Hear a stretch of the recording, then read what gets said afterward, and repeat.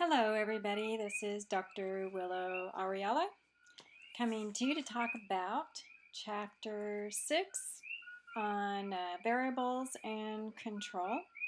So just some ideas that I wanted to discuss from this chapter. So in this chapter they're talking about making cause and effect statements and using variables, independent and dependent variables, and controlling for other variables so that researchers can more accurately say that the independent variable caused the results in the dependent variable, and look at some ways to control for variables and the different kinds of variables that we want to control for. So the authors of the text start out by defining a variable, and their definition is fine, but I think a simpler definition is something that can vary. So a variable is something that can vary. So obviously if it can't change, for example, the sex of a person can't change, that's really not a variable. It's more a characteristic of a person. And so a variable needs to have at least two values, and they discuss an example of toothpaste about how things need to vary. And so the dependent variable also must have two or more values in order to be a variable. And so they talk about how that relates to extraneous and other kinds of variables too. Then they talk about operational definition, and that's usually a tricky thing for people to get. It certainly was for me. To give a simple example of operationally defining a variable, one needs to define, if one were looking at temperature differences, one needs to define how to clearly indicate to someone else who is reading the research how you would measure temperature. And so a typical operational definition of temperature would be by using a thermometer that has been calibrated using whatever the gold standard is for calibrating thermometers, or something like that. To measure self-esteem, for example, you could use a questionnaire that has had validity and reliability studies conducted and has been accepted and used widely in the field. Same thing for depression, such as the Beck Depression Inventory that has been used for many years, and it has a lot of good reliability and validity data, and many researchers have used it, and the field, people who study measures of depression and things like that, has determined that the Beck Depression Inventory is a pretty good measure of depression and not something else. So, so operational definition, that's just specifically and clearly stating how you're going to measure a variable. And so it came, from olden times, and so it's kind of unfamiliar language for us. So the main thing is that other people need to know what you're using to measure something with, how you're measuring it, and that it's an accepted way to measure something. If it's new, then as you read about questionnaires and inventories and things like that, they need to have validity and reliability studies done, and some people devote quite a bit of time to doing that. Anyway, they mentioned an example of food that would be fed to an animal in the lab. So it's a precise way of measuring a variable. Clear, precise, specific, things like that. And so here's a critical thinking question for you. How would you operationally define something like cognitive behavioral therapy? It's done. People who study different therapeutic methods, they do define these things. So you can think about that and share your thoughts on that critical thinking question. So they go into more detail about independent variables and different types of them. And then they restate what they've said before. To be considered an independent variable, the behavior or event in question must be directly manipulated by the experimenter. And here they say that because you can't change someone's sex or cause them to be a certain age, that's really not an independent variable. It's more like a classification or a category. Something some people in the research tend to forget. So then they talk about different kinds of problematic variables, things that you would prefer not to be included in your study and your research because they can affect your results. And these are tricky. They require quite a bit of critical thinking as you do your literature review. Other people in the same fields as well as outside of them will discuss their extraneous or confounding variables. The nuisance variables is the first time that I remember, anyway, hearing that word used. But you know, things that you would that can make your results, that can affect your results, impact them in some way or another. You have to do a lot of critical thinking about what could have caused your results other than the independent variable when you conduct your research and write the report, the article, because unfortunately there's just about, in just about every experiment there can be something that could have affected the results other than the independent variable. So they discuss some extraneous or confounding variables, and they mention on page 105 that that the commentary about methods used with second graders in this reading experiment, reading comprehension, they say before the end of the major section on page 105, before the dependent variable section, they say, certainly all this commentary is only speculation on our part. It is also possible that the independent variable created the group differences that we observed. The main point is that we really do not know what caused the differences: the independent variable, type or method used, or the extraneous variable grade level. And so one question to ask yourself, and when you're doing research especially, is how do you find out? How do you figure out whether it was your independent variable or extraneous variables that could have affected the results somehow? The presence of an extraneous variable is often very difficult to spot, and that is so true. That's why you've got to do a lot of critical thinking about it. You reviews of the literature.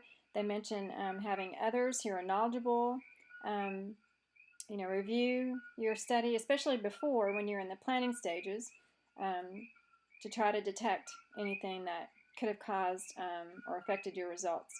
And this, it may take several knowledgeable individuals scrutinizing an experiment.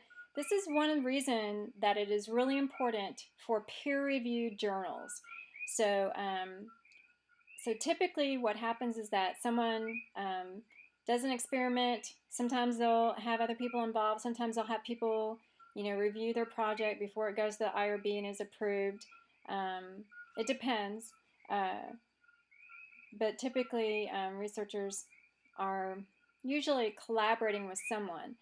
Not always, but usually, and or they have a lot of experience. So, sometimes their studies they ask friends or colleagues to review in their planning process, but sometimes they don't. But what happens after they do the experiment is that most researchers, not all, but most want their results to be published for a variety of reasons, and so they'll write their article and submit it to a peer-reviewed journal. And peer review means that other people who are knowledgeable in that area will review the article, and the reviewers are anonymous, and they are ideally experts in that area and have experience with the same kind of study or methods or whatever, and they provide critique, anonymous critique about the study, and then they give that feedback to the editor, who then shares it with the author or authors. And so this is an anonymous and public, in a way, because people are submitting these to public peer-reviewed journals, way to sort of not police, but really, critique research. And so it's one reason why it's really important to use peer-reviewed journal articles instead of just general stuff that you can find on the internet, because hardly anybody is critiquing that stuff. And then they go on to dependent variables and selecting them. In the second paragraph on page 106, it says about the hypothesis. Our literature review can provide valuable guidelines about choosing a specific dependent variable. If other researchers have used a particular response successfully as a dependent variable in previous research, chances are that it will be a good choice again. So what they're saying is that because other people have conducted research using a particular variable, and if you see it, and especially if you see it repeatedly, and you're looking at peer-reviewed journals, then it's something that has been more or less proven, and that people who are experts in the field say that it's a good choice, good option. So again, back to the example of temperature. So in the field of chemistry, biology, whatever, if you're using a calibrated thermometer and it's calibrated with the what's called the gold standard, whatever that is in that particular field, like the Beck depression inventory is pretty much considered the gold standard for depression inventories, then that's an accepted practice. And so that's one reason why the literature review is so important. And it's generally how you find out how to operationally define your dependent variable, and generally how you figure out how to operationally define your independent variable. And so let's see, going on to recording or measuring the DV, you'll have to decide how you measure or record it, and they mention several possibilities, and to reiterate which one you choose all depends on, what is that? The research question, yes. Oh, I'm sorry, back to the paragraph above that. So the literature review usually tells you what's been accepted in the field for a dependent variable. They also want to reinforce that by using what others have used, then you'll have a comparison for your results, which is also important and relevant. So just wanted to mention that, because most researchers are doing some comparisons. It's not the same as generalizability, but it's kind of along the same lines. They're looking at how their information, their operational definitions and things like that compare to others in related areas. Recording more than one DV, should you record, what they're saying is, should you have more than one dependent variable? The answer to this really boils down to your research question, whether having an additional DV makes a meaningful contribution. And how do you find that out? From your literature review, generally speaking. And then they go on to characteristics of a good DV, where they talk about validity and reliability, and we've mentioned this in a previous chapter, still relevant here. And then they go on to nuisance variables, and like I said, I don't remember hearing this concept or term nuisance being used before, but so that was interesting. And so they talk about some things that could cause problems with your results. And again, you have to do some critical thinking about this to think of what other things might have influenced them. And again, your literature review may give you some hints as well. And let's see.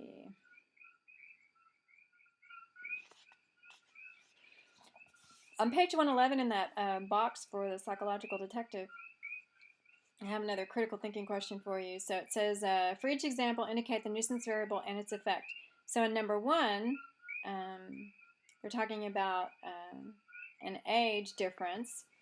And my critical thinking question for you is, would randomization help with this great age gap from 12 to 78 years of your participants? Okay, going on to controlling extraneous variables. So one method is randomization, a really important method. It can solve quite a few problems, actually. But randomization, keep in mind that the scientific word random is not the same as when we say in talking to a friend, oh yeah, I randomly chose that color, or something like that. Those are not the same. Randomization in science and research is using a statistical procedure. So you want to know that difference, and some people don't get them straight for a while. And so randomization means that from your population, you have a sample. From that sample, every creature in that sample has an equal chance of being selected. And they mention on page 114, because we are never fully aware of the variables that randomization controls, and thus do not know whether these variables are distributed evenly to all groups, we cannot be positive that this control technique is effective. And that is true, but and you can never be completely sure how effective randomization has been. However, randomization is sort of the gold standard in the experimental method. Generally speaking, most people would say if you randomize, then most of the time you're good. But it is true that you can never be completely sure, but that's true for just about anything in life. You can never be completely sure about stuff. But randomization, really good tool in research to distribute the possible differences. And then they talk about different methods of control. And then and controlling for nuisance variables, they provide some different ideas for that. The within subject counterbalancing, the within group counterbalancing. And they discuss some of the problems with sequence and order. So they're just things that you need to be aware of when you're planning your study, and deciding if you're going to, have some kind of order, how that order is going to be, and what could affect your results. And so, once you actually start planning your own research study, you'll get into these different kinds of methods of trying to control for different kinds of variables in more detail. And which method you'd use will depend on, guess what? Your research question. And the literature review. Literature review can be very helpful for things like that.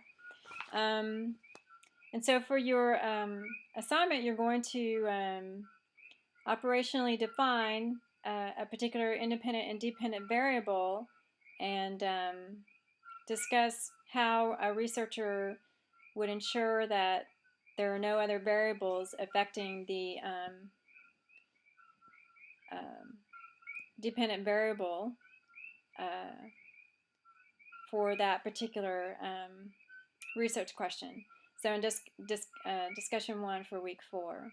And then for the other assignment, you'll talk about controlling for extraneous and other kinds of variables. And so you'll get a little bit of practice figuring out how to operationally define variables and also controlling for variables. And continue working on your paper, be outlining it, and your quiz. All right, thank you for your time and attention.